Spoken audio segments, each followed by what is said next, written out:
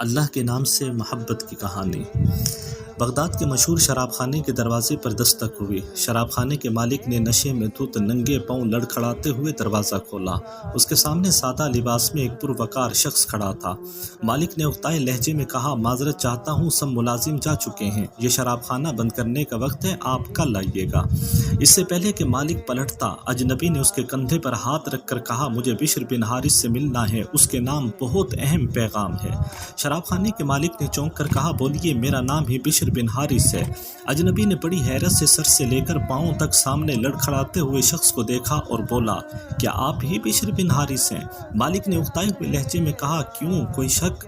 اجنبی نے آگے بڑھ کر اس کے ہاتھوں کو بوسا دیا اور بولا، سنو بشر بن حارث، خالق ارض و سما نے مجھے کہا ہے کہ میرے دوست بشر بن حارث کو میرا سلام عرض کرنا اور کہنا، جو عزت تم نے میرے نام کو دی تھی وہی عزت رہتی دنیا تک تمہارے نام کو ملے گی۔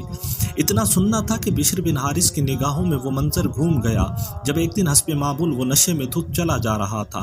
اس کی نظر گندگی کے ڈھیر پر پڑی، ایک کاغذ پر پڑی جس پہ اسم اللہ لکھا تھا۔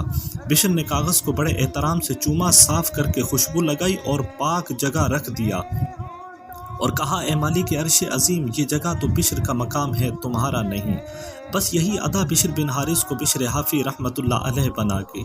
جس وقت آپ کو یہ پیغام ملا، آپ اس وقت ننگے پاؤں تھے اور پھر آپ نے ساری زندگی ننگے پاؤں گزار دی۔ آپ جن گلیوں سے گزرتے تھے ان گلیوں میں چوپائے بھی پیشاب نہیں کرتے تھے کہ آپ کے پاؤں گندے نہ ہوں۔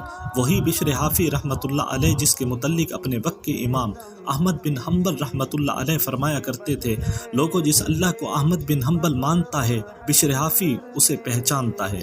دوستو، آپ بھی کوشش کریں کہ کہیں اخبار یا کاغذ کے کسی ٹکڑے پر اللہ پاک یا نبی پاک صلی اللہ علیہ وسلم کا یا مقدس ہستیوں کا نام نظر آئے تو اسے کسی پاک جگہ پر رکھ دیا کریں۔